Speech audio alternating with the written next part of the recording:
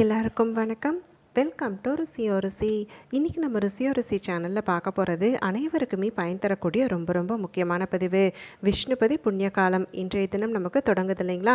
இப்படி இந்த விஷ்ணுபதி புண்ணிய காலத்தில் வரக்கூடிய வைகாசி முதல் நாளில் வரக்கூடிய விஷ்ணு முகூர்த்த நேரமான மாலை நேரத்தில் நீங்கள் வீடுகளில் தீபமேற்றி வழிபாடு மேற்கொள்வதற்கு முன்னாடி எந்த குறிப்பிட்ட 5 செயல்களை செய்து முடித்திருக்கணும். அதே மாதிரி தீபம் ஏற்றும் பொழுது விஷ்ணு தீபத்தை ஏற்றுவதற்குண்டான சிறப்பு என்ன, இந்த விஷ்ணு தீபத்தை எப்படி ஏற்றணும், இதனால் கிடைக்கக்கூடிய பலன்கள் என்ன அப்படிங்கிறதுக்கு உண்டான அனைத்து விதமான தகவல்களையும் தான் நம்ம இன்னைக்கு இந்த பதிவின் மூலிமா தெரிஞ்சுக்க போகிறோம். வீடியோவை எங்கேயுமே ஸ்கிப் பண்ணாமல் பாருங்கள். அப்போ தான் எந்த ஒரு சின்ன தகவலையுமே நீங்கள் மிஸ் பண்ணாமல் தெரிஞ்சுக்க முடியும். இப்போ நம்ம ஸ்டார்ட் பண்ணிடலாம்.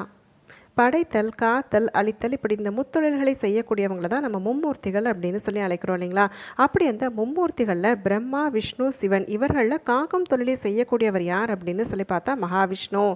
அப்படி அந்த மகாவிஷ்ணுவினுடைய அருளை ஒருவர் பரிபூர்ணமாக பெறணும் அப்படின்னு சொல்லும் பொழுது விஷ்ணுபதி புண்ணிய காலத்தில் நம்ம செய்யக்கூடிய ஒரு சில குறிப்பிட்ட செயல்கள் கட்டாயம் நமக்கு விஷ்ணு பகவானுடைய அருளையும் மகாலட்சுமி தாயாருடைய அருளையும் சேர்த்து பெற்று தரும் அப்படின்னு சொல்லி நம்பப்படுது.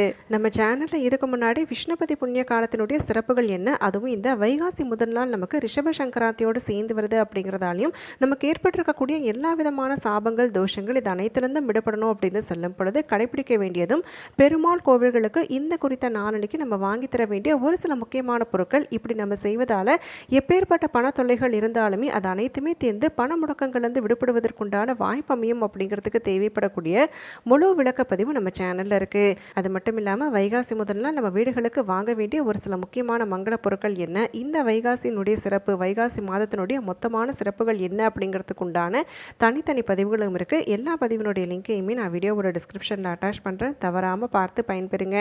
சரி, இந்த விஷ்ணு முகூர்த்தம், இந்த விஷ்ணு தீபம் இப்படின்னா என்ன அப்படிங்கிறத தெரிஞ்சுக்கலாமா? பொதுவாக நமக்கு ஒவ்வொரு நாளும் பார்த்தீங்க அப்படின்னு சொன்னால் முகூர்த்தங்கள் நிறையா இருக்கும். பிரம்ம முகூர்த்தம் நமக்கு தெரியும், அபிஜித் முகூர்த்தம் நமக்கு தெரியும், மைத்ரி முகூர்த்தம் நமக்கு தெரியும். அப்படி அந்த வரிசையில் வரக்கூடியது தான் விஷ்ணு முகூர்த்தம்.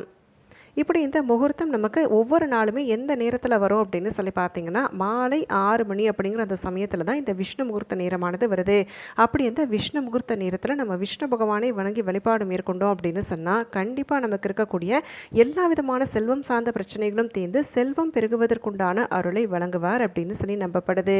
அதுலேயும் இந்த வைகாசி முதல் நாள் நமக்கு விஷ்ணுபதி புண்ணிய காலம் தொடங்குது இல்லைங்களா? அதனால் ஒரு சில குறிப்பிட்ட செயல்களை அந்த மாலை விளக்கேற்றுவதற்கு முன்பாக விஷ்ணு முகூர்த்த நேரத்தில் விளக்கேற்று முன்பாக செய்து முடிச்சிருங்க. அப்படி இருந்த விஷயங்கள் அப்படின்னு சொல்லி பார்த்தீங்கன்னா 5 விஷயங்கள் தான். அதாவது பார்த்தீங்கன்னா நமக்கு ஏதாவது ஒரு சில தொந்தரவுகள் இருக்குது, பணம் சார்ந்த முடக்கங்கள் இருக்குது, மனதளவில் ரொம்பவுமே சங்கடமாக இருக்குது, இல்லை வீட்டில் ஏதாவது ஒரு சில தடைகள் ஏற்படுது, ஒரு சுபகாரிய பேச்சுவார்த்தை எடுத்தாலே அதில் தடைகள் வருது அப்படின்னு சொல்லக்கூடியவங்க, கடன் சார்ந்த தொல்லைகள் வந்து விடுபடணும், அடகில் இருக்கக்கூடிய நகைகளை மீட்டெடுக்கணும், இப்படி ஏதோ ஒரு தொந்தரவு நமக்கு இருந்துகிட்டே இருக்குது, அதுலேருந்து விடுபடணும் அப்படின்னு சொல்லும் பொழுது கண்டிப்பாக இந்த விஷ்ணுபதி புண்ணிய காலத்தில் மேற்கொள்ளக்கூடிய வழிபாடு, அதுவும் இந்த வைகாசி முதல் நாள் நமக்கு வியாழக்கிழமையோடு சேர்ந்து வரக்கூடிய காரணத்தால் இந்த வியாழக்கிழமை குபேர வழிபாட்டுக்கு உகந்த நாளாக கருதப்படக்கூடிய காரணத்தாலையும் அந்த மாலை 5 to 8 அப்படின்னு சொல்லப்படக்கூடிய குபேர காலத்தில் இந்த விஷ்ணு தீபத்தையும் சேர்த்து நம்ம ஏற்றுவதன் பலனா கண்டிப்பாக நம்ம எந்த ஒரு பிரச்சனை தீரணும்னு சொல்லி வழிபாடு மேற்கொள்கிறோமோ அது அனைத்துமே தீர்வதற்குண்டான அருள் கிடைக்கப்பெறும் அப்படின்னு சொல்லி நம்பப்படுது. அந்த மாலை விஷ்ணு முகூர்த்தத்துக்கு முன்பாக எது செய்து முடிச்சிருக்கணும் அப்படிங்கிறத ஒன்றொன்னா தெரிஞ்சுக்கலாம். அதாவது எல்லாருடைய வீட்லையும் பார்த்தீங்கன்னா இந்த முதல் நாள் இல்லை முக்கிய விசேஷங்கள் வருது அப்படின்னு சொல்லும் பொழுது மங்கள பொருட்கள் வாங்குவோம். அந்த மங்கள பொருட்கள் நம்மளுடைய தேவைக்கு ஏற்றாற் போல வாங்கிக்குவோம்.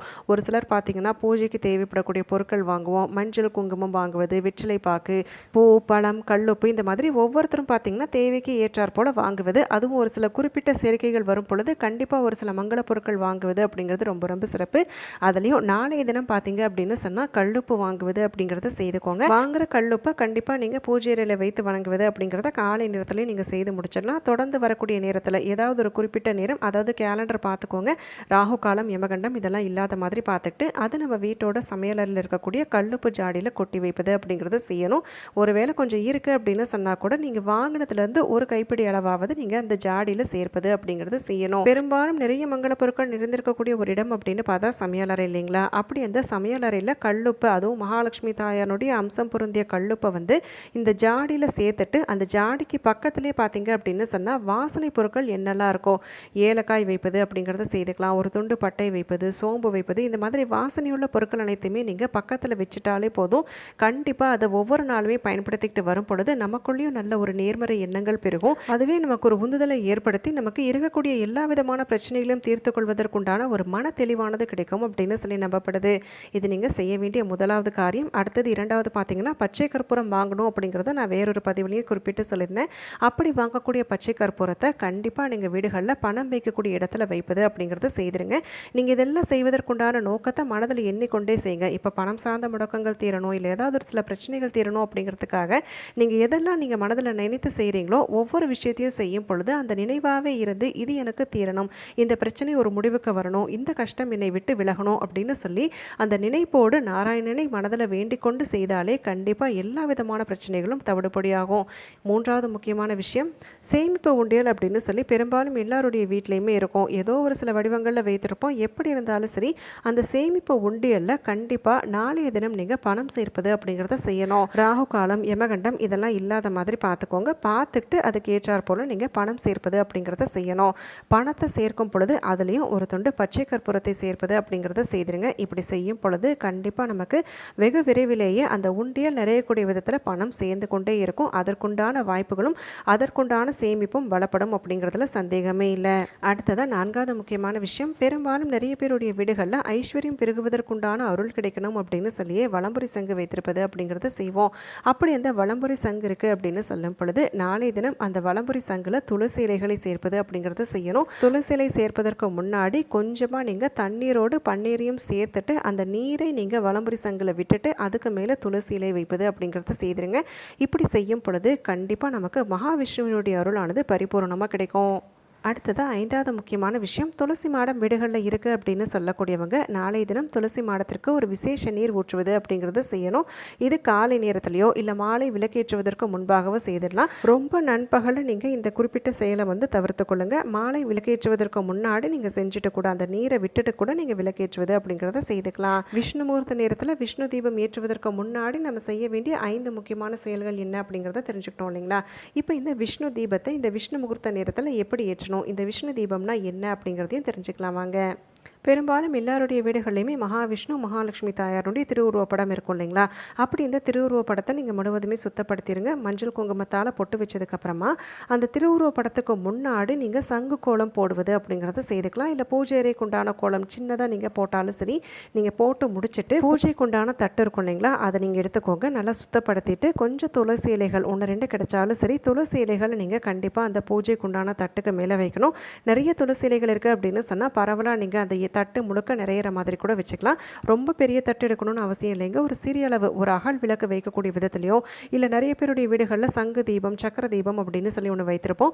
அப்படி அந்த மாதிரியான தீபம் இருக்குது அப்படின்னு சொன்னால் கூட அதை வைத்து ஏற்றுவது அப்படிங்கிறது செய்துக்கலாம். பித்தளை விளக்கு, வெள்ளை விளக்கு எதனாலும் பரவாயில்லைங்க. இல்லை அந்த மாதிரியான விளக்கு வகை இல்லை அப்படின்னு சொல்லும் பொழுது ஒரு அகல் தீபம், புதுசாக இருக்கக்கூடிய அகல் தீபம் மட்டும் எடுத்துக்கோங்க. துளசி இலைகள் அனைத்தையுமே பரப்பிட்டு அதுக்கு மேலே நம்ம இருக்கக்கூடிய விளக்கு இருக்கு இல்லைங்களா? ஒன்று சக்கர தீபம், இல்லை சங்கு தீபம், இல்லைன்னா அகல் விளக்கு, அதை எடுத்துக்கோங்க. எடுத்துக்கிட்டு அதை நீங்கள் வைப்பது அப்படிங்கிறத செய்யணும். நல்லெண்ணெய், பசுனை எது உங்களுக்கு முடியுமோ அதை நீங்கள் சேர்த்துக்கிட்டு அதில் சின்னதாக ஒரு தொண்டு பச்சை கற்பூரத்தை நுணுக்கி சேருங்க. ஏலக்காயினுடைய விதை பகுதியும் நீங்கள் நல்லா இடிச்சிட்டு சேர்த்துட்டு நம்ம பயன்படுத்தக்கூடிய திரியானது தாமரை தண்டு திரி இருக்குது அப்படின்னு சொன்னால் அதை பயன்படுத்திக்கோங்க. ஒருவேளை அந்த தண்டு திரி இல்லை அப்படின்னு சொல்கிறவங்க மட்டும் நீங்கள் பஞ்சு திரி பயன்படுத்தி, வெள்ளை பஞ்சு திரியை பயன்படுத்தி தீபம் ஏற்றுவது அப்படிங்கிறத செய்துக்கலாம். தீபத்தை ஏற்றும் பொழுது ஓம் நமோ நாராயணாயா அப்படிங்கிற இந்த மந்திரத்தை குறைந்தது நீங்கள் 11 முறையாவது சொல்லணும். அதிகபட்சமாக நீங்கள் 108 முறை சொல்லலாம். இல்லை 1008 முறை சொல்கிற அளவுக்கு உங்களுக்கு முடியும் அப்படின்னா கூட நீங்கள் தாராளமாக சொல்லி வழிபடலாம். இந்த விஷ்ணு தீபத்தை ஏற்றி வைக்கும் பொழுது நீங்கள் கற்கண்டு வைத்து வழிபடுவது அப்படிங்கிறத செய்துக்கலாம். இல்லை மாதுளை பழம், நெல்லிக்கனி எது உங்களுக்கு கிடைக்குதோ கண்டிப்பாக வைத்து வணங்குவது அப்படிங்கிறத செய்துக்கோங்க. ஒருவருடைய விதியை மாற்றி அமைக்கக்கூடிய ஒரு காலகட்டம் அப்படின்னு சொல்லி பார்த்தா அதுதான் இந்த விஷ்ணுபதி புண்ணிய காலம் அப்படின்னு சொல்லுவாங்க. அப்படி இந்த விஷ்ணுபதி புண்ணிய காலத்தில் வரக்கூடிய அந்த விஷ்ணு முகூர்த்த நேரத்தில் விஷ்ணு தீபத்தை ஏற்றி வணங்கணும் அப்படின்னு சொன்னால் கண்டிப்பாக எந்த ஒரு கோரிக்கையை நம்ம முன்வைக்கிறோமோ அந்த கோரிக்கை நிறைவேறுவதற்குண்டான அருள் கிடைக்கும். இப்போ நம்ம இந்த பூஜைக்கும் அதுவும் இந்த தீபத்துக்காக பயன்படுத்தின துளசி இலையை என்ன செய்யணும் அப்படின்னு கேட்டிங்கன்னா, நீங்கள் வழிபாடு அனைத்துமே செய்து முடிச்சதுக்கப்புறமா வெள்ளிக்கிழமை நாள் தொடர்ந்து நமக்கு வெள்ளிக்கிழமை வருதுங்க. அந்த நாளை நீங்கள் எதுவுமே செய்ய வேண்டாம். அந்த இலைகளை தனியாக எடுத்து வச்சுருங்க. தொடர்ந்து நமக்கு ஞாயிற்றுக்கிழமை நாள் வரும் பொழுது கால்படாத இடத்துல போடுவது அப்படிங்கிறத செய்துக்கலாம். இல்லை ஓடுகின்ற நீர்நிலைகளில் விட முடியும் அப்படின்னு சொன்னால் கூட அந்த இலைகளை விட்டுடலாம். வெள்ளிக்கிழமை சனிக்கிழமை இரண்டுமே பார்த்தீங்க அப்படின்னு சொன்னால் மகாலட்சுமி தாயார் மற்றும் பெருமாளுக்கு உகந்த நாள் அப்படிங்கிறதால கண்டிப்பாக அந்த இலைகளை எதுவுமே செய்யாதீங்க. வைத்திருந்த ஞாயிற்றுக்கிழமை நாளைக்கு நான் சொன்ன முறையில் நீங்கள் செய்வது அப்படிங்கிறத மட்டும் நல்லா ஞாபகத்தில் வைத்து செயல்படுங்க. இப்போ நம்ம இந்த பதிவின் மூலயமா அற்புதமான இந்த விஷ்ணுபதி புண்ணிய காலத்தில் வரக்கூடிய விஷ்ணு முகூர்த்த வேலையில் விஷ்ணு தீபத்தை எப்படி ஏற்றணும், தீபத்தை ஏற்றுவதற்கு முன்பாடி கடைபிடிக்க வேண்டிய ஒரு சில முக்கியமான விஷயங்கள் அனைத்தையுமே பார்த்து தெரிஞ்சுக்கிட்டோம். கட்டாயம் இந்த பதிவு அனைவருக்குமே பயனுள்ளதாக அமைந்திருக்கும்னு சொல்லி நினைக்கிறேன். அப்படி பயனுள்ளதாக இருக்கக்கூடிய பட்சத்தில் உங்களுடைய ஃப்ரெண்ட்ஸ் அண்ட் ஃபேமிலிக்கும் தவறாமல் ஷேர் பண்ணுங்கள். அவங்களும் இந்த தகவல்களை பார்த்து பயன்பெறட்டும். நாளைக்கு மறுபடியும் ஒரு பயனுள்ள பதிவோடு உங்களை நான் சந்திக்கிறேன். நன்றி.